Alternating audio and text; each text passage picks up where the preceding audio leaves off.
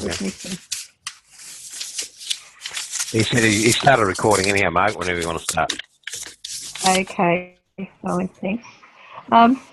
Yeah, just there's just a few odd things this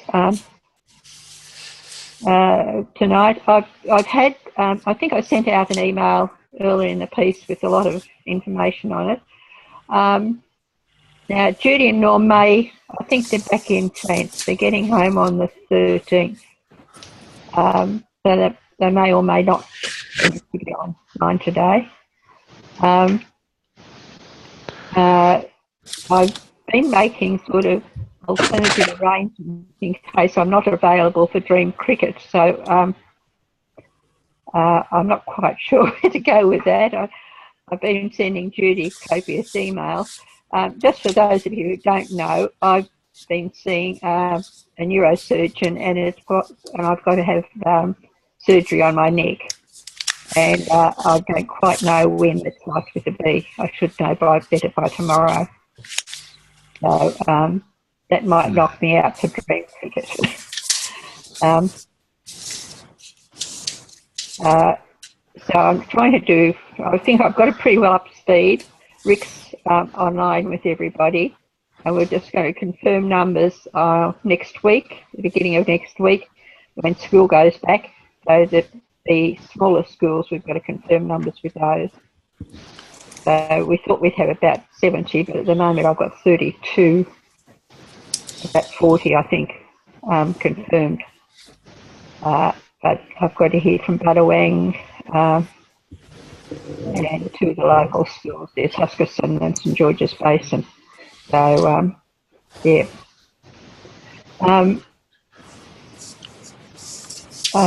Now, I'm not sure about anything else. Oh,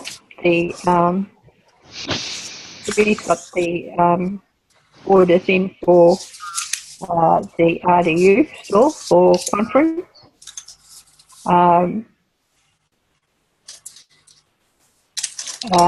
Bruce, do you need people for the Dream Cricket stand? Do you know if anyone's needs help for that?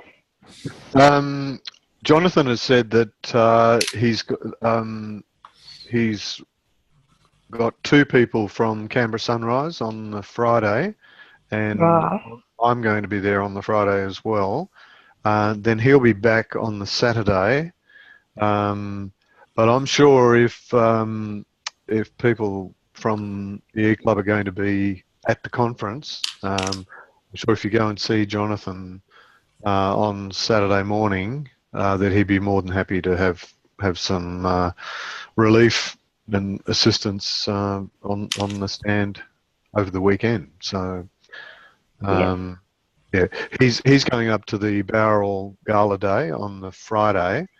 And I'm going up from Goulburn to Bowral for the Dream Cricket AGM, which is held on Saturday morning. So I'm not going to be able to be there from after Friday.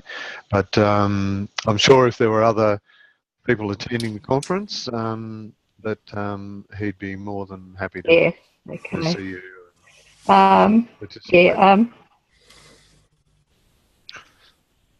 just trying to pull up the other things I had in my head.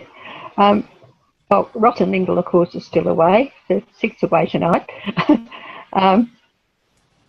And I can't think of anything. Oh, the other thing I had to mention was that there is a Paul Harris fellow pin with sapphire for Ross here. So we're just trying to work out the best way of presenting it. I did try to work out the a lunch day, but the dates are all clashing, so I'm not quite sure where we go with that. Is anyone got any? What about if I give you time at the conference to do it to him? That'd be good. I might have to get you to stand in, Steve. Oh, isn't Ross going? Oh, no, he'll be at the conference. Sorry, yes. I may be there. Yeah, sorry, yes. Yeah. And just on your House of Friendship too this year, I know last year it was a bit of a a mess because of the venue. The way it was, hardly anybody went into the House of Friendship. But this year, if they want to be watered and fed, they've got to go into the House of Friendship to get it. So all the attendees for morning tea and lunch will be in the House of Friendship. So hopefully you're all busy. Right. So that's good. It's got to be. It's in the same big room. There's 2 rooms, and it's the same room. So they've got to go in there and walk past your stands or mingle around the stands. So hopefully there's enough room.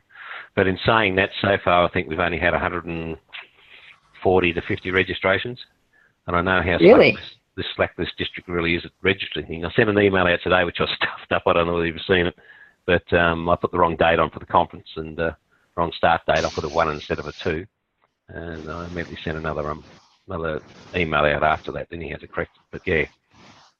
But I don't know. Look, it was a different challenge for the district, different style conference than have been held before. So it was a bit of a gamble. It's not going to cost us any money as far as the district goes if we don't have a big turnout. It'll just be disappointing for the speakers. I was expecting 300, but it doesn't look like we'll hit that. So, unless it's a mad rush in the next 2 weeks. So it could well be. Could well be. Just one last thing from Judy was the show and shine. She's taking offers for a roster on the 23rd of October. It's at the Fleet Air Museum at Albatross, and she's accepted Free Club to run the sausage sizzle. I'm trying to recruit some of the youth exchange students for it, and we'll just see how we go with that. I think Judy was going to try and recruit a few from Sussex Inlet too. But anyway, we'll see how we go. But it's a long day. It's 7:30 till 4. So if anyone can consider that, if they're going to be anywhere down the south coast, that'd be good. The proceeds from that are for local charities.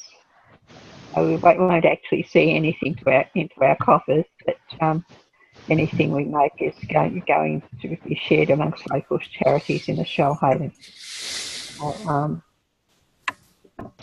And that's something she's been doing every year for, so they were the 2 things from down here. Has anyone got any other events or anything that's... No, except that it's Ross speaking, Margaret. No. If you need a hand to do anything with regarding the Dream Cricket Day, I don't think Bruce is able to make it, but... no, I'm not, unfortunately. If you could let me know, even by email, I'm going to be a bag carrier actually on a ship for the week beforehand, but I should be able to connect via email. I'll have my iPad with me. So just let me know what you want done. Probably it'll be in advance if you're going into hospital, and I can then organise it or coordinate it. Okay, that'll be fantastic. Thanks, Ross. The only thing I think we'll have to worry about is the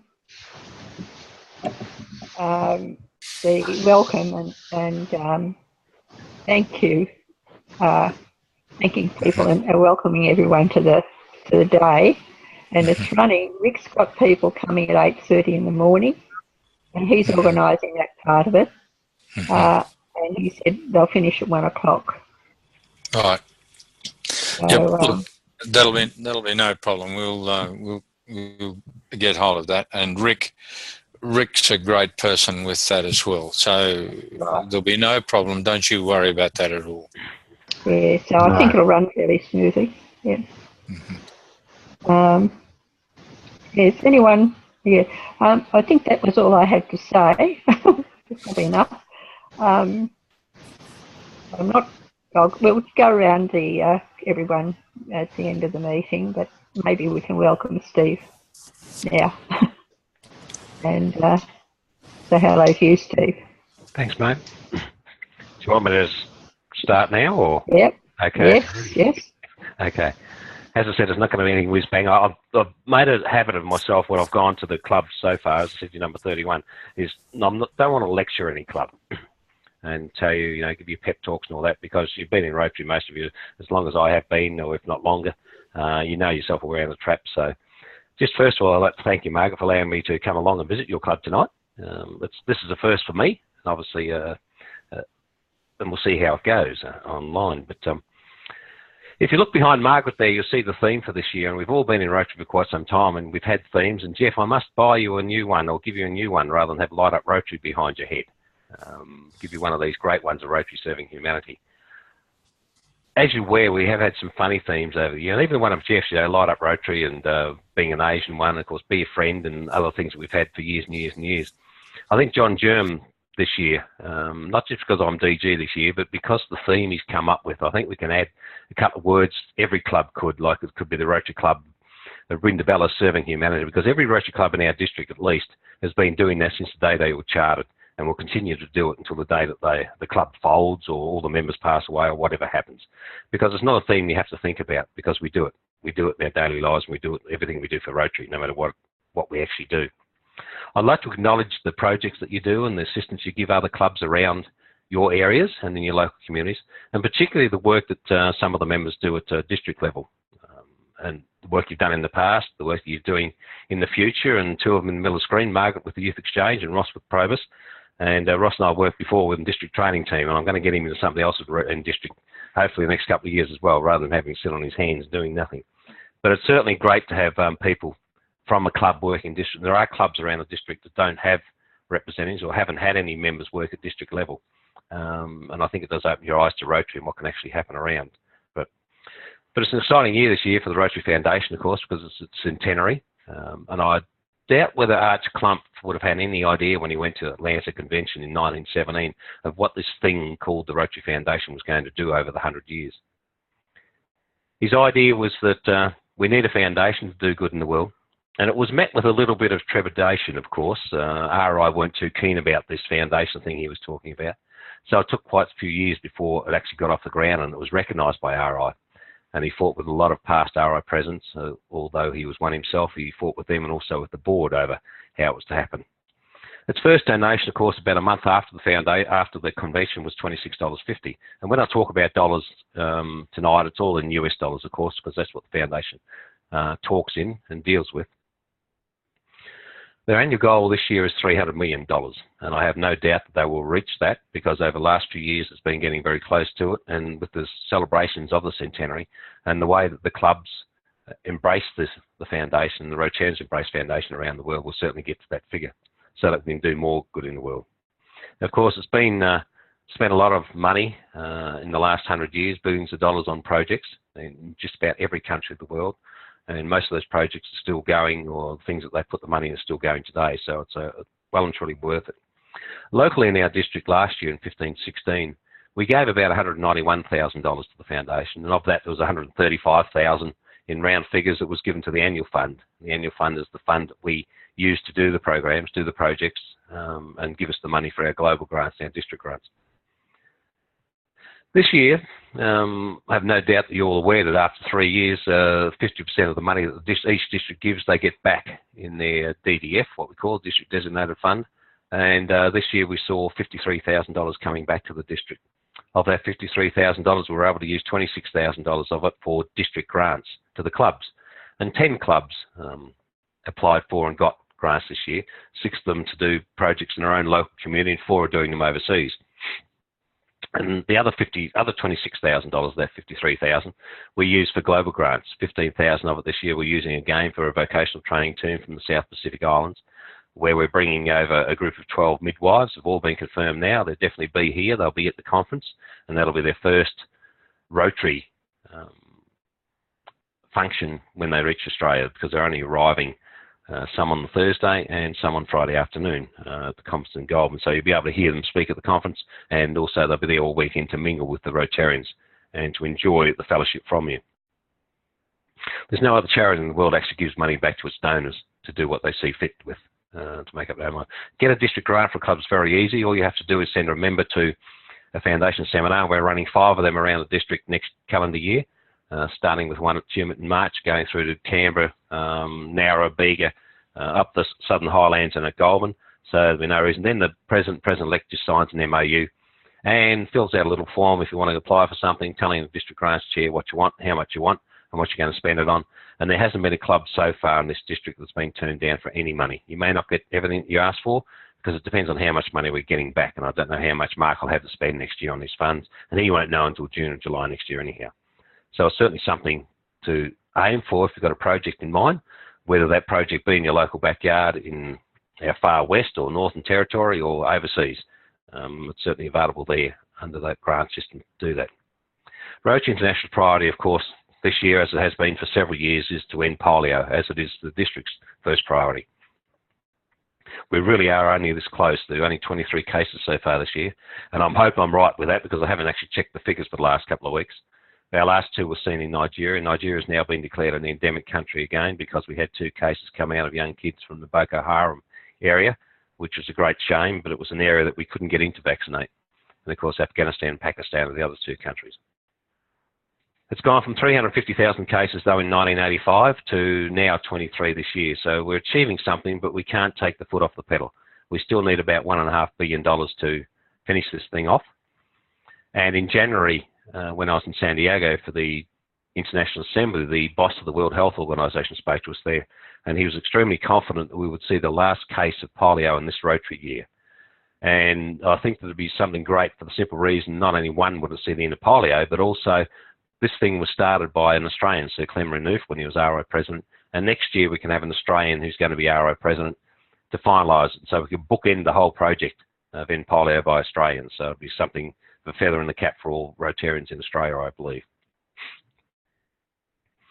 One of the other goals that the foundation has this year, the district has for the foundation this year, is to try and make as many Rotarians as possible centurions. For those unaware, centurion is a Rotarian that's given 100 Australian dollars to the foundation. We have got money boxes to help you with that if you want to buy some, but we're also giving everybody at the conference a money box to help you out. And of course you get a nice little pin, which I didn't wear tonight because you wouldn't see it over the camera, it's that damn small, and a certificate. So it's just something, because we had, of the 1,330 odd Rotarians in the district, 1,000 of them be made centurions. It's quite a lot of money on top of the money that the clubs give. Also, can I ask that perhaps if you are giving, you do regularly give money to the foundation, you look at perhaps giving it earlier in the Rotary year than most clubs. Most clubs at the end of the year, as you know, you empty your coffers out around May, June and send your money to the foundation there. That's fine, but the problem being is that the foundation says that they invest this money for 3 years, but in actual fact it's only about 2 years if you give it in May or June of the Rotary year. And it also assists with cash flow if you give it earlier on in the year. And besides that, November happens to be foundation month. And Margaret, during the year, could I ask, and you're obviously doing it once, is presenting a Paul Harris Fellow to one of your members, but could we also ask perhaps if you could give it to a community member as well, another one. But ensure that when you do it, one thing, you don't call it a fellowship because it's not a fellowship. And ensure that the person who's receiving it and the people in the vicinity of that person receiving it are well and truly aware that what's behind the badge. That the badge represents $1,000 given in that person's name to do good in the world. And if necessary, even Google what $1,000 can do in the world and you'll be outstanding. Amazed as what $1,000 can do overseas. Not so much in our country. It can buy, so we might have to have 2 or 3 Paul Harris Fellows to pay for some of the projects in Australia. But it's just amazing what $1,000 can do.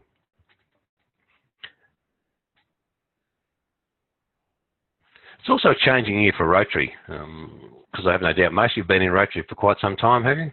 And you've been here and seen all the traditions and that go, and of course being an E-Club was one of the biggest breakaways for Rotary traditions we'd seen for decades. But at the recent Council of Legislation in Chicago in April, where we send one member from our district and a member from every other district in the world to have a great week, whining and dining, but they also do some work.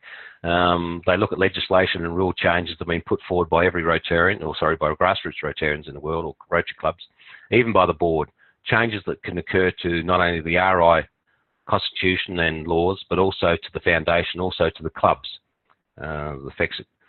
But this year there's been a couple of very important ones made, and they've looked very closely at E-Clubs, of course, which you are of one, and realised that this can benefit a lot of other clubs. So what they've done now is they've allowed that all clubs are able to vary their meeting times, whether they meet online or in person or some other way. It's up to them, up to the club, so you become even more autonomous than you are now. And when you can cancel a meeting, it's up to you. The only condition is that you must meet twice a month. And those meetings can be any day of the week, any time of the week, or how many times. You can meet twice in the same week if you want to. It's up to your club. But of course, to be able to do that, you must change your rules, your constitution and your bylaws to be able to do, because obviously at the moment your bylaws tell you that you must meet every week. Just a word of warning that before you decide to change out to only twice a month, for example. Say you meet on the first and third week, and this is a normal club I'm talking about, because of course you only meet, well, how often do you meet, David? Sorry, this twice a month, so the same. But as I warn the other clubs, if they meet, say, first and third Wednesday of every month, or they decide to meet first and third Wednesday of every month, and only 30 or 40% of their members can only meet the second or fourth Wednesday of the month, what's going to happen to them? So personally, this is my own opinion, I believe it could be a bit of a problem for some clubs if they decide to do that. Because with attendance rules now, particularly in the district, we're not worrying about attendance. I don't care whether you have one show up or 100 people show up to your meeting. That's your problem, not mine as district governor. And I don't certainly want attendance records sent through to me, even though Rotary says you're supposed to send them through by the 15th of every month. But as usual, all they ever do is go to the district governor and he or she just files them, because RI never ever seen them, have never ever have seen them, so we don't want them. It's better for a club, I believe, to have only maybe 30, 40, 50% of their members show up to their meeting, but to have that pool of 100% to use for the projects that you want, or the barbecues, or whatever you're doing out in the community, so that you've got a bigger pool to pull for than worrying about how many times they show up to have a dinner with you. Sure, the networking and the fellowship is absolutely fantastic when you do meet in person, the clubs, and that's one of the great benefits of Rotary, particularly in the classification system, where you can sit down with people from all walks of life and talk whatever sort of rubbish you want to talk during the meeting, so it's certainly well worth it. So it's just a word of warning for the other clubs. I'm telling all the other clubs that when I do talk to them, for want of a better word, let's call them the normal meeting clubs, not the online clubs. For those that can remember too, the membership requirement to be a member of Rotary Club, you had to be a CEO or owner of a small business or owner of a large business, or you had to be in a higher fire position. That's now out the window. The only requirement now is that the person must be of good character and who has a good reputation in your business or community. But the most important part is that they're willing to serve their community, whether that community be locally or globally. So now you can go out and you can ask the 18-year-old apprentice butcher to join your club with no problems whatsoever. And there are a lot of people out there that can actually join Rotary clubs that would do a lot of good. But all we have to do is ask them. And I'm certainly not going to sit here and tell you how to go and get members, because you all know how to get members. There's no magic wand, there's no magic formula. It's a matter of going and asking somebody. And worst part, being humans, we don't like rejection, and we're going to get rejected occasionally. But you just have to keep on it and keep asking people. As a result of that, and one of my beliefs is that that's all we have to do to get members, and every club knows how to do that. And most clubs do bring in new members during the year. Majority of clubs do. But the problem being is that while we're bringing the members in the front door, we're not shutting the back door. So as a result of this, at district level, we threw the word membership and membership committee out the window this year. We threw the baby out with the bathwater, because we don't need to lecture the clubs on how to get new members. What we need to do is to ask the clubs to have a look at their own selves, and we're running club development seminars around the district. We've run 3 already. We've got 1 this weekend at Bega, and there'll be another one early in the new calendar year in Tumut. It was supposed to be in December, but Tumut Club is so busy in December that they're unable to run a seminar for us. And what we're doing at those seminars is we're talking about things such as retention, of course, traditions within clubs, changes to the legislation that have occurred this year and how it impacts on the clubs, how to get new younger members, how to market your club on social media and things such as that. The only thing I'm asking club members that do come is that they leave the seminar with a very open mind and open eyes, and that you look back and look at your own club and stand back and think, if I'm not a member of this, if I wasn't a member of this club, would I join it? And I'm hoping that nearly every Rotarian would come up and say yes. And if they do say yes, the reasons why are such and such is that they actually talk to their other members, because this is why our club's so good, and build up on those things. But if you actually look at it and say, no, I wouldn't because of something, it's then time to start talking to your board and say, oh, I believe strongly that if I wasn't a member, I wouldn't join this club because of this. And if they agree with it, it's something you really got to look at. And it's something that Rotarians should be doing regularly at their clubs, and the clubs should be doing, particularly those on the board, looking at it and saying, well, you know, is this a club that I would enjoy joining if I wasn't a member? I'm afraid some Rotarians say no, there's no one in the wide world, but they stick it out because they love Rotary. So that's the only thing I'm asking for people to look at this year. We lost a total of 42 members last year, and that was a retention problem because a lot of clubs brought a lot of new members in. And so far this year, we've grown by about 10 or 12 officially on the books, but I know there's a lot more Rotarians out there that are waiting in the wings to be inducted, and a lot more that haven't actually been put into My Rotary yet, so we can only take the figures from My Rotary. The other big change, of course, is that Rotaractors can now join Rotary and be a Rotaractor at the same time. Never been allowed by Rotary in the past for you to be a member of more than one service club. What we're doing at district level, if any club brings a Rotaractor in, we won't charge them any district dues for that Rotaractor. And my challenge to the clubs is that you bring a Rotaractor in, is that you don't charge them any dues. Particularly those ones perhaps are university students or just starting out, a family or starting out in their career, and they haven't got much money in their back pocket. You think back to when you're under 30. They've got a little bit of disposable cash they can spend on the pubs and the clubs, but no money to spend on Rotary, so we need to help them out a bit to get them in, because once we've got them in the door, we can utilise them to do what we want to do. Our district committees, and Margaret will attest to this, work very hard, particularly youth committees. And I'm just asking clubs that when the committees do ask you for assistance, particularly in gaining young people to attend their programs, whether you call them delegates or attendees or students or whatever you want to call them, that you help them out. We do have great difficulty amongst some of the committees, them having to chase clubs up all the time to get sponsors for students or to get enough students to fill our programs. You all know that all of our youth programs are great, from Youth Exchange through the Model United Nations Assembly to Rotary Youth Program Enrichment, Rotary Youth Leadership Award, which comes up in January. They're all fantastic programs, and you've all seen the results of the youth that have gone away from them and how they've grown in stature when they've been to it. So please help the district committees out with that one. But on the other hand, if you need a district committee member or district committee chair to come and talk to you or need a question answered regarding any of these programs, don't hesitate to contact one of the members that are in the contact directory, particularly the chairs. And please, if you do get knocked back by them, I'd like to know about it, because they're there to help you. The district only exists and the committees only exist really for one reason. That's because the clubs exist. Without clubs, it'd be pointless having district, because there's nothing else for us to do except to assist the clubs and we're the resource for there, not to tell the clubs what to do.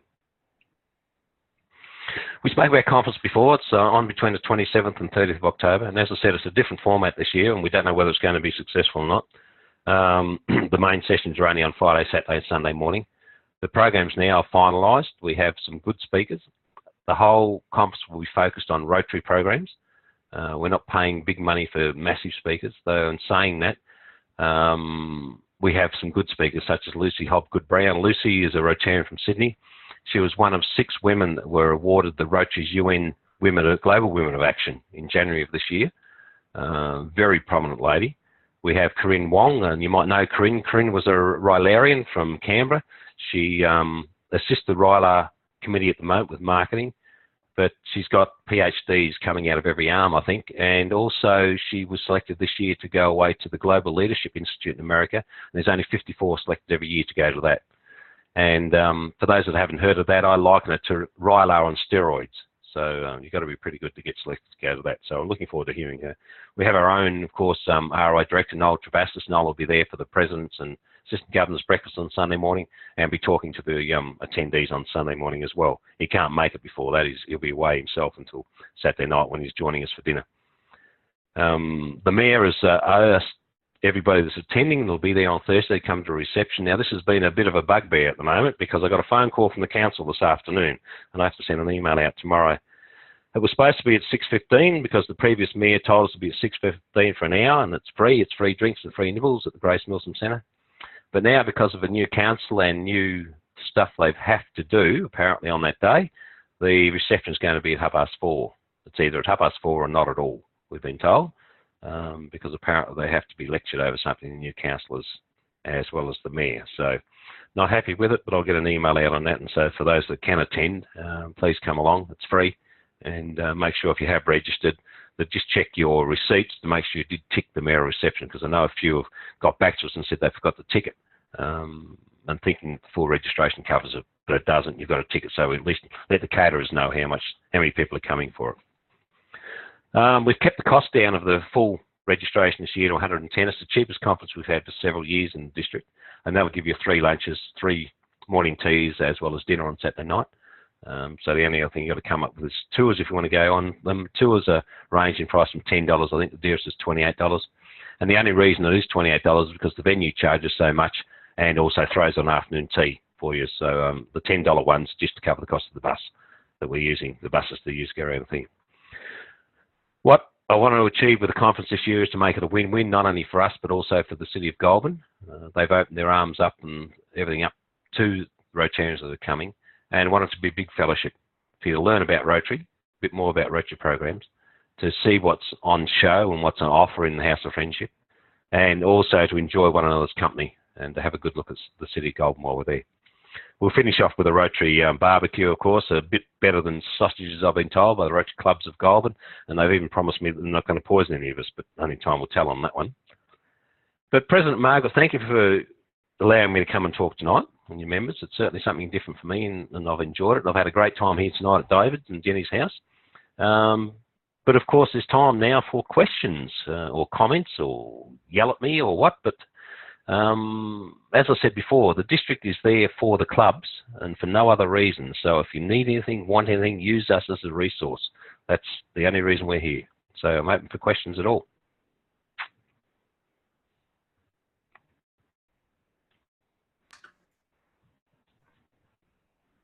You're still muted, Margaret. Yeah. That's better now, dear. Yeah, okay. Thanks for that, Steve. Thanks for coming online with us. You're welcome at any time. I must say that we're probably about 5 or 6 members down tonight. And of those, there's 3 of them have got district committee or chair status. So we have a fair representation with district. But a part of our ordinary meetings lately has Beth as foundation chair, Beth Woolley, and she's usually taking us through an aspect of that and promoting in polio, and we do our centurions every year. With most of us are involved with that. Yes. We had been. I think Ross McConnell was very keen to get sort of a larger input into an out-of-district project. I think he needs to talk to you, David, but I don't think David can hear me. No, he's no. We'll have to get them together. It was to do with the Purple House, and yes, David spoke to me about that tonight earlier on. So yes, well, Ross had this idea of tying it in with going up to the Institute meeting at Darwin next year. Yeah, I spoke to Ross at the Institute of Penrith. He was there. So yes, certainly was. Yeah. So anyway, we'll have to play that one by ear at the moment, I think, until Ross is back on deck. Yep. I don't think there's anything else, unless there's anything particular you've got to comment about. As you noticed, our meetings are a bit less formal than a normal ordinary Rotary meeting. You'll be surprised, Margaret. It's great to see as I travel around the formality and traditions that have been broken down. Yeah. I'm not a great one for formality and traditions. I don't believe that we should stand up, say grace, and all this sort of stuff. Very few clubs do now, and the ones that do actually, the odd member or two's hinted to me at night time, how do we get rid of it? When I was met there, there's still quite a few that sing the national anthem. And I tell you what, they don't want to go and sing in competitions because they can't sing. Fair enough. Yeah. That's why we gave it up at Bega, all of it, because we can't sing. Yeah. Oh no, that's fine. Anyway, the next. Sorry, Ken. Yeah, what is that? Ken? No, it's all right. Sorry, Margaret. I thought you'd finished. It's all right. No, let's go ahead. Go ahead. I was just going to clarify something about our club's meetings. We meet fortnightly, which is a little more than twice a month, but also we meet informally on the off weeks. I'm not terribly good at attending that, I must admit, but we do meet informally online again on the off weeks. And a few of us also meet every Tuesday morning for breakfast. So, so we do meet face to face. Yes, I knew about the informal part at one of the cafes in Kingston or Monica or something you go to, is that right? No, it's Civic. in the city. I went far away. Civic, yeah. The Shellhaven group, we tend to have coffee on occasions, which is reasonably frequently in Nowra, or we go out to Greenwell Point to meet up with Paul Clawson, who's fairly incapacitated now, so we go out there. But yeah, it's just generally if we've got something we need to talk about, we do it as a regular thing. I find, look, I've always found where I've been in Rotary 30 years now, and it was funny when I spoke before about you had to be CEO or something. I should never have been asked to join Rotary back then because I was only junior constable, and the club that I was stationed at the time asked me to join. I did. I was glad I did because I was able to go along, and coppers stick with coppers, and they talk coppers shop all the time. But going to Rotary was great because you'd go along and sit at the same table with a doctor or a lawyer or the pharmacist or a farmer or whatever and talk about all the other rubbish on the sun instead of police work. It was fantastic. And that's one of the biggest things I've got out of Rotary since I've been in here, is that fellowship and that different, I suppose, hanging around with different people. Stops being so insular. Yeah. Yes, that's excellent because you tend to get focused on the little group of meet every day. Yes. I think one of the next things we do, Steve, now is we go around to everyone and ask them to contribute anything they want to raise. So, Margaret, it's Bruce. Yep. Just before we do that, I had a question comment fair enough, yes. to make to Steve, if I can. Steve, one of the things that I guess we've been developing in the club are these sorts of methods of meeting and so on. And just putting myself in your shoes for a minute, I mean, just imagine if you had 31 clubs around the district, and it didn't involve the thousands of kilometres that you've got to drive and the rubber chicken and and whatever that you have to have. And as a perhaps an alternative form of meeting, or making this as these formats as a something that's available to the clubs as a way of meeting, and perhaps every second meeting is online or whatever. I think I'm sure our club would be willing to propose itself as a vehicle whereby you might be able to spread that word around the district that you're talking to. These are not weird techo nerds all sitting around a computer or whatever. That actually we have real meetings, we discuss real business, we conduct our arrangements sort of very effectively using these things, and having a working club like ours, I think, could be used to help other clubs to do the same thing and remove some of the fear and the resistance and whatever. Sounds like a great idea. Can I throw it back to you, Bruce, or your other members? What about we do a big article in the DG newsletter? Sure. Yeah, sure. I'd need somebody to write it because I don't know enough about e-clubs. Even though you don't exist anymore, according to RI, you're just the Rotary Club of Brindabella. Because of the way they've changed it now, the term e-club, you won't see it in the new ones. But it's up to you if you want to keep the term e-club. But I'm only too happy. Look, that's what that tool there's for, the DG newsletter. So if I can get some articles on it or whatever, I'm only too happy to promote that style meeting. We've already had one club go to twice a month, or fortnightly, I should say, outside the ones that see. Crookwell and Bombala have been doing it for about 10 years. How they've got away with it, I don't know, but as I said, there's no Rotary police anyhow. But Mossvale has gone to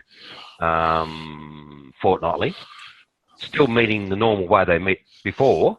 So I'm watching that very closely, and I'm hoping it was a full vote, 100% agreed with it. So they're not going to lose any members, but it'll be interesting to see if they actually attain any more members through that reason. So so we're watching it very closely. But I think a lot of clubs are quite keen to accept things that are new and strange and different, which is great nowadays. And I think for us to grow in the community and stay alive, we're going to have to do that. And particularly the young ones now, if we want to get younger members around. So to promote it to the other members, I'm happy to use the DG newsletter for that, by all means, and to put something on the website, district website to refer to that. So if you want to write me something, get it to us, no problems whatsoever.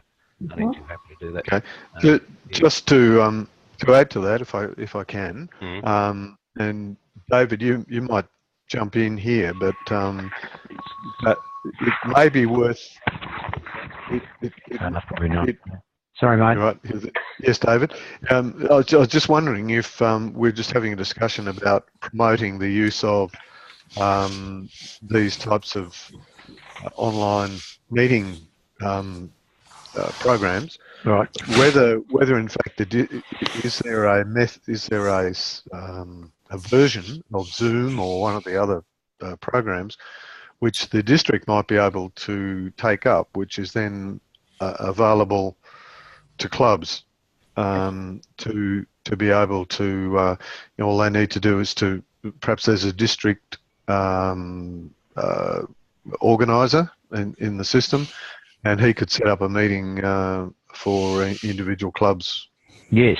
As a matter of fact, the program we use, Zoom, will allow that, and they'll allow a free version of it for up to 10 or 12 people. And we pay for the professional version. I think it's only $100 a year anyway. So yes, we could do that very easily, and that allows up to 50 people to join the meeting. So if you wanted to do that, mate, we could very easily put that up and get the information from Zoom, and I'll give it to you. Maybe one of the things that we can do, David, is to show the clubs or actually demonstrate the program to the other clubs so they can use it as a supplementary meeting or a way of meeting. Yep. Particularly those clubs that are now easing away from a physical meeting. They may want to supplement their meeting program with an e-meeting every so often, but it mightn't be a bad idea to show them how to do it. And perhaps one of the things we could do with that is perhaps at PETS or even at the conference, but probably PETS is more appropriate, that we have a segment where the attendees are shown how Zoom can be used. Yeah, we can set up a trial meeting at a PETS, and that's easy. We can get some Rotarians from around the world to join and just show them how easy it is and how cheap it is, right? Yeah, well, with the porters, signing in. Younger ones find this very natural, right? A natural way of doing it. They do the FaceTime and all that sort of stuff all the time. So yeah, that's a good idea. All right, I'll pass you across to the DG. All right. I didn't hear that, but I gather, Jeff, the guess was to run a program at PET. Sounds great. Sure. To show the other clubs how they can supplement their meeting programs with an online meeting, and it might give it as I think that one of the fears would be if people are meeting less often, that perhaps the fabric of the club would weaken. So this would be a way of supplementing it, or even easing clubs into meeting a little less frequently. While I've got you, I wonder if I could ask you a question, and it's regarding the polio program. Yes. There's been reasons, politics, mostly politics, to do with Nigeria, with Afghanistan, and of course Pakistan, and of course the misuse of the program in Pakistan in particular. Realistically, even though there's only been 23, there's only been 23 people that have come down with it thus far this year, that we've had to declare Nigeria as an endemic nation again. Is it realistic for us to, until we get peace in the world, is it realistic for us to be able to expect polio to be got rid of altogether? Because it's really only politics that have stopped it. Not money and not work. No, it's above my pay grade to really look into that, but I can just go on what they've told me. Also, to answer that, they just go on what they've told me and what the meeting was at San Diego with the World Health Organization, the fellows in charge of the polio push in Nigeria. Yes, he was there. Nigeria, Afghanistan, Pakistan, the three Rotarians that are leading the charge in those three countries. And whether they're giving us lip service, I don't know. But they're all extremely confident that they can beat it with what they've got set up now. See, with Afghanistan and Pakistan in particular, I believe they're doing the same in Nigeria now, is that the areas that the Taliban won't allow people into, if you go in or out, you've got to prove you're vaccinated or you get vaccinated. So it's like the old Great Wall of China. You can't get out or can't get into the area without being vaccinated. So I think what they're hoping is that'll wear it down eventually and do it. So I really don't know the answer, Jeff. I could be way off the mark with that. Yeah, because I've sort of been expecting something to come up in Syria, because you've got absolute bloody chaos there now. Yeah. And I just don't see how the kids are receiving the vaccinations, particularly with that convoy being bombed by presumably the Russians in the last couple of weeks. If you can't get aid through, how the hell are you going to get health workers through?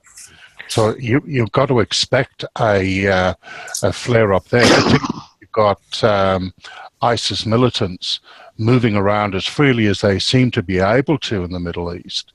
As I say, it's not the fact that I'm disheartened by it, or even believe that it's perhaps not impossible. But I think sometimes we've got to really ask that question, that perhaps what we need is peace.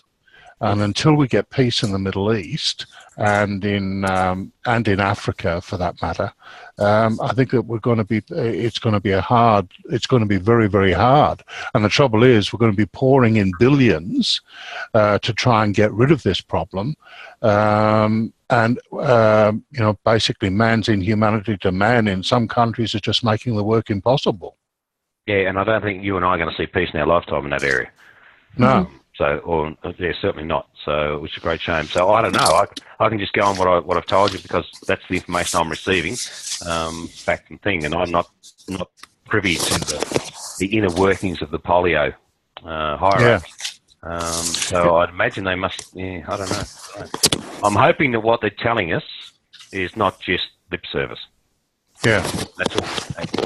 Yeah, that's all we can hope for. And I know that Bill Gates is talking that way too. And I'm hoping that they're not giving him lip service, because of course he'll only deal with us anyway, because he knows that every dollar we give, he's still matching us 2 for 1. Every dollar we give, and what we say we're going to do, we do. So I don't know. Be interesting to see. Even though he's just been declared a person non grata in Russia or something, and a criminal over there, he's not allowed to attend Russia for some reason. Even Microsoft. Oh. Yeah, it was last week or the week before. So I don't know. I can really see him. I can see him losing sleep over that. Yeah. All we can hope for in a place like Syria is that they don't stray far enough to be able to catch it from somebody and bring it back. Because once the disease is gone, there's no need to vaccinate people. But, yeah, you're right. It only needs one. And it's shown up here when, 2-3 years ago, we ended up with a case in Melbourne. A student from Afghanistan and Pakistan went home and went a little bit too far north to visit another relation into the bad country and come back, and he had polio when he got home.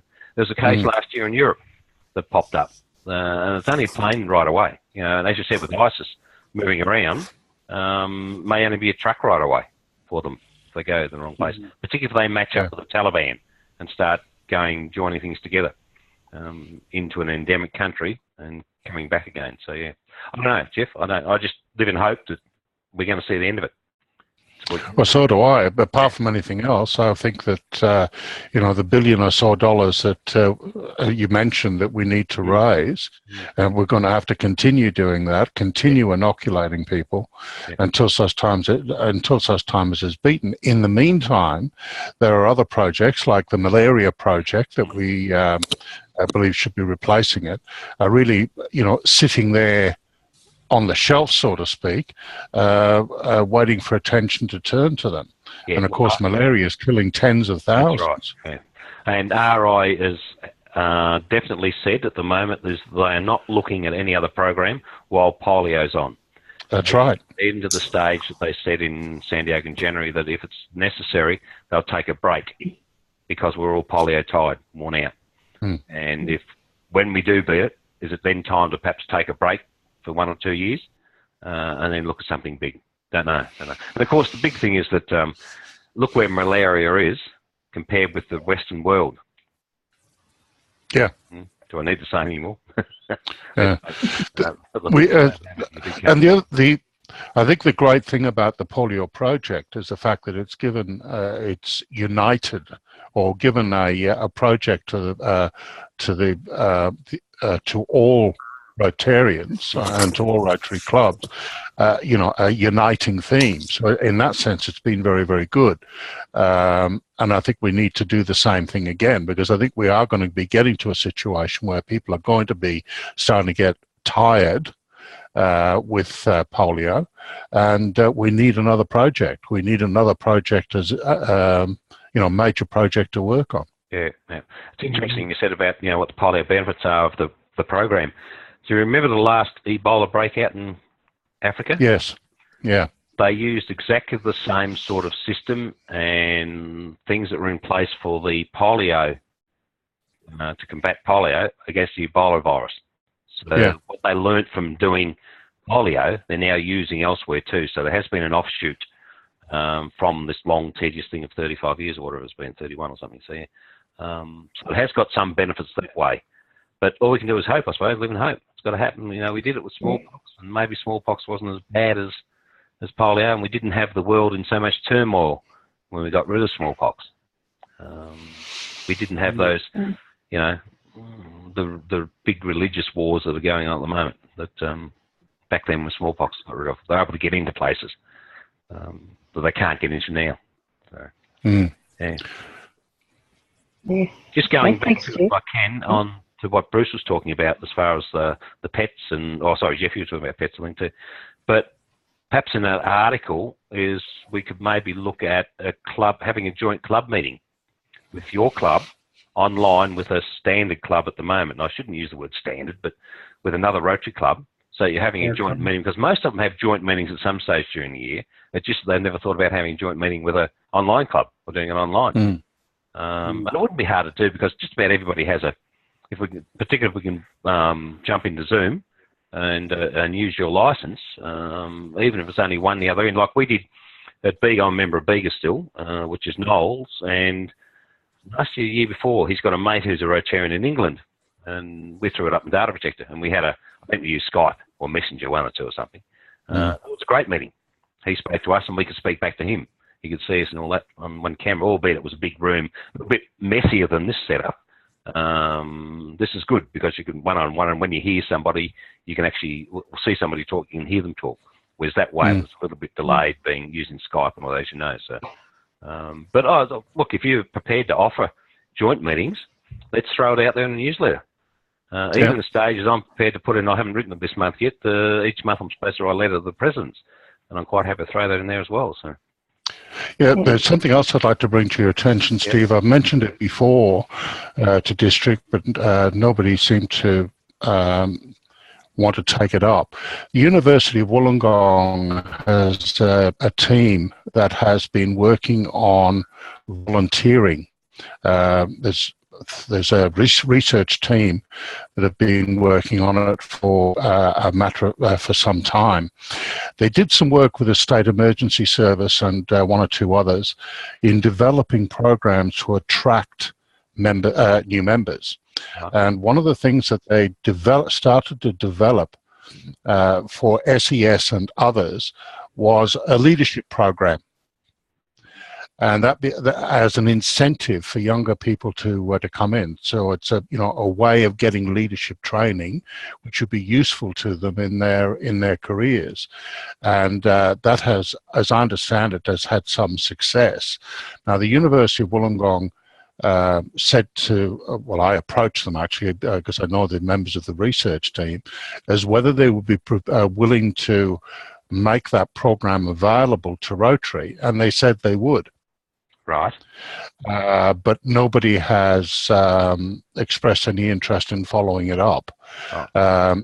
They've got some research. They've got some early career academics. Those are people who have just finished their PhDs, and their PhDs were in the volunteering area, looking at what motivates people to do it, the types of programs or the types of things that they do over their life. Because there was a feeling within Rotary that younger people were less interested in volunteering than they were when we were young. But what they found was, or that research has shown, is that patterns of volunteering have changed. That's the only thing that's changed. They're still putting the hours in, but with the male members of the family, taking more interest in the education of their children, getting involved with the sporting programs, parents and what do they call it? Parents and friends, or PTA, wasn't it? Yeah, the old PTA. Yeah. That males are getting much more involved in that than they used to in the past. But people are still interested in working for their community. And it seemed to me that if you want to give them something to them or offer them an incentive, with the younger people, the more ambitious people, if they're offered the chance to participate in leadership training programs, that may well bring them in. Can you just send me some details and contact in that, and I'll promise you I'll chase it up. And see Absolutely. As I say, I've raised it before, and but nobody seemed to want to follow it through. I know that there's some members of this research group are down in Canberra as well. I think I'm not sure which university. It might be the Catholic University. I'm not sure, right. But there's a couple down there, so that might make it easier contact-wise. Well, if you send me the details, I'll chase them up and let you know. Yeah, I'll have a word with Michael Jones, who's the head of that program at UIW, and see if they're interested or still interested, and I'll get back to you. Be great. Thanks, Jeff. Good stuff. Okay. Thanks, Jeff. Ross, did you have anything you wanted to raise or add? Yes, just a couple of points. Firstly, Steve, thanks for your presentation, and which was great. And I'm pleased to see you're a lot better than you were on Friday. I am too, I can tell you. I bet you are. Yes. Just a thought. When we start talking about using the online facility, etc., it's well known that internet clubs, in the main, aside from the E1 club out of Colorado, which was the first one, people like to meet in person, so that there's no general drive to have things go totally online. On the other hand, as David will talk to you, the increasing use of Facebook and Dropbox and a number of other of the social media little trinkets is going to pervade, I think, and we're going to be using it, but it won't alter the fact that humans like to get together, and so that won't replace it. So when you're talking to anybody, please mention that. Yeah. Well, we're social butterflies, aren't we? We need company of other humans. So yeah. Correct, and that's a good thing for therefore promoting the district conference. I might say. You can tell them about it.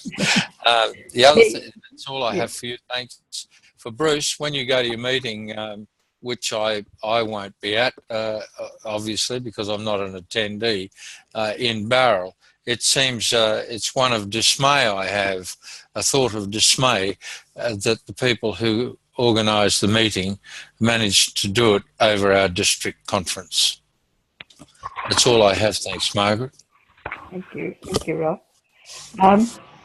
Steve, the other thing that we tend to do, to add to what Ross was saying about the socialising, we have quarterly lunch where we all go down and sit down together at a meal, and it's purely social. So our last one was at Moss Vale. We tend to travel around the area a bit with them, and but you'll be welcome to come if you'd look to any of those. We haven't organised the next one yet. I haven't. Okay, I was going to say, look at my calendar now, but I'd be quite happy. Yeah, send me an invite. I'd love to come. Yeah, well, when we've organised it, yeah, that'll be fine. Yeah. Well, thanks for being online with us tonight. This has been excellent. Yeah, I've enjoyed it. It's been good. Yeah. It's been a learning experience for me. The most thing I've ever done online, I suppose, before was when my son was living in America, and of course the grandkids were over there. We'd Skype about every day. So yeah, no, it's been good. Been good. No, it's great. Yeah. And thanks for your info about the conference and various programs. And I think it's given everybody an opportunity to contribute their thoughts to you on an individual basis, which is good. And it'd be great if we could host the other clubs and attract them to online meetings. Yep. One thing that we do, and not everyone does it, I think, but some of the other e-clubs, we join in their meetings every so often. I join in one with WA, with Kiro O'Shea, and at that meeting we had people from every state in Australia, Northern Scotland, and where was the other one from? Fiji, I think. So, we get quite a combination of Rotarians, and it's really interesting. So adds a lot of interest to their club. Definitely. Well, you'll be happy to know that the MC for the conference happens to be a member of the E1. What is it, the Great Sydney? Chris Jocelyn is MCing the conference. Right. Yeah. And talking on Romac as well. He's now the marketing guru for Romac as well. So Right. Bring your money if you're coming on Saturday, I think. Just before lunch, we're going to hit the lotteries. We're going to have a child there from Romac. So we're going to pull your heartstrings apart.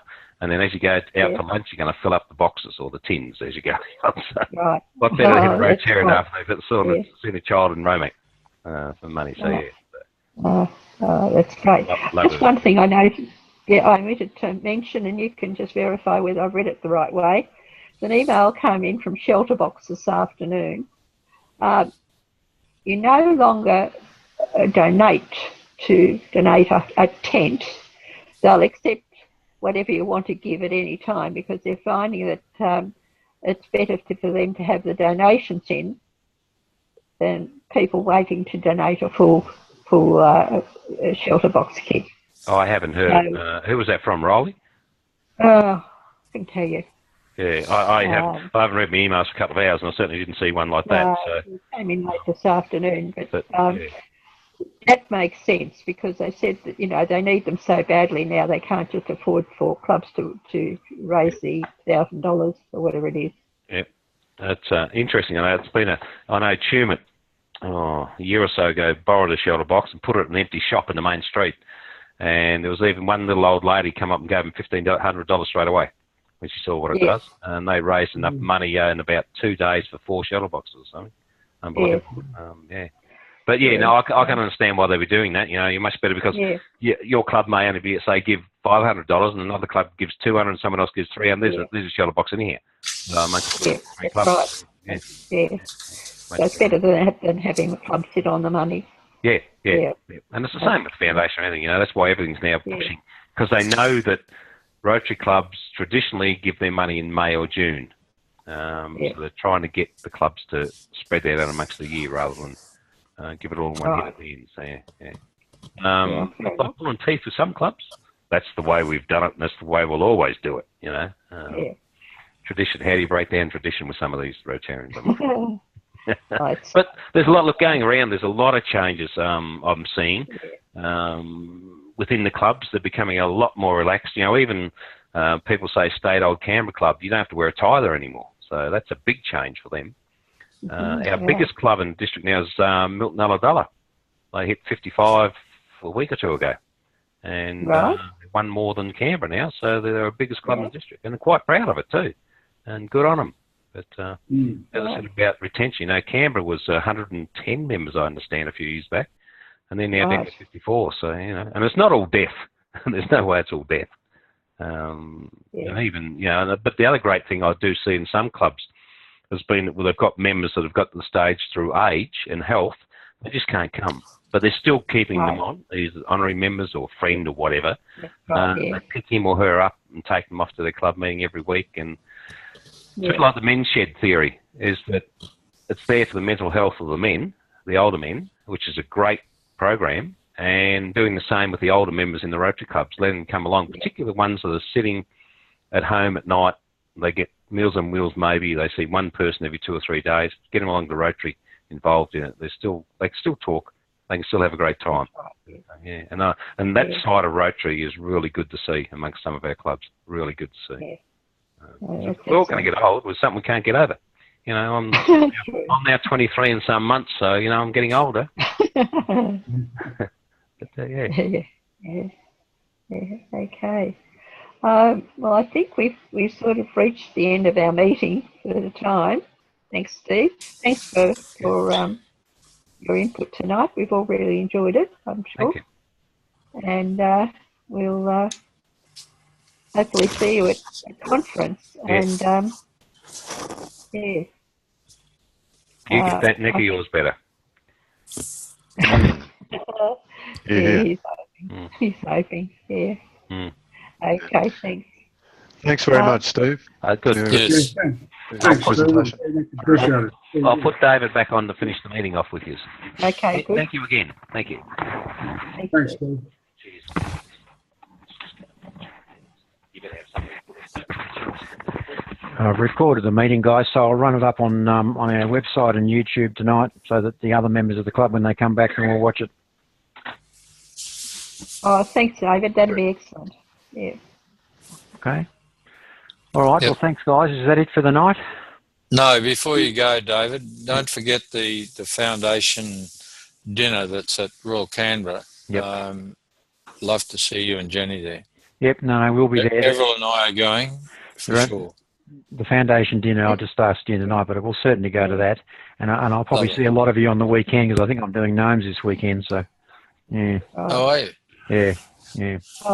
Ross, how are you going for gnomes? I sent an email out today. It's not this weekend. I think it's the following weekend for our day on the Saturday. I think it is. However, we need some people on Saturday and Sunday afternoon, if anyone's free. If they could let me know, or straight to Greg Hooper, that would be great. Thanks. Okay. And today was a better day. Days haven't been good because of the rain, but today was certainly, this morning was much, much better. So that was great, and thanks for asking. Okay, thanks, Ross. Right. Okay, are we all finished? All finished. There's just one thing, David. I'd like to catch up with you about Purple House if I could. Sure. I've been talking to some doctors in the Southern Highlands, and the machine that they were using in Barrel Hospital, they used once in 3 years, and it's just been replaced again. There's really two machines up here that are going begging, looking for a home. and I think I'd like to talk to you about it in terms of a strategy to see if we can persuade the renal appeal people here to give those machines up, because they're just sitting there. They're glorified paperweights at the moment. All right. I will ask. Last time I asked Sarah, she said that one of the agreements they had with the Northern Territory government was that they would use a standard dialysis machine. And that was the problem I asked for you. But we can still ask because they're moving into South Australia and Western Australia now, so maybe there's a different standard in those states. Yeah, well, the appeal raised in the Southern Highlands raised $300,000 and basically bought one chair. Right. That machine got used once, and that was used by someone out of town. The problem is that there's nobody trained down here. There are no doctors that can provide the support that's needed. So the machines are just really ornaments. They're not being used. Well, I'll tell you what about we think the other way? The Aboriginal communities have got round that by training up Aboriginal nurses to do it. Yes, I know. And they've got certification of approval to do it, and they don't need doctors and nurses. Yeah. So once they get approval, so maybe we can do something like that. With using that model, get some people trained up, even some ex-nurses, and get those machines used. Yeah, well, that's another alternative, but the one or two of the doctors are really besides themselves in the Highlands as far as those machines are concerned, because it's a terrible waste of resources. A shocking waste, mate. The Western world, I just can't believe it. You know, we cleaned out wheelchairs and beds from some of the Canberra hospitals. You know, and I don't think they'd been used, to be honest with you. But you know, who knows? Well, bring me through the week, Jeff. I'm happy to talk you through it, mate, and introduce you. Okay. All right, then. All right. Okay. Right. Thanks, Jeff. Okay. Okay. Well, good night, all. Good night. Good night. Good night. Good night. Good night, all. See you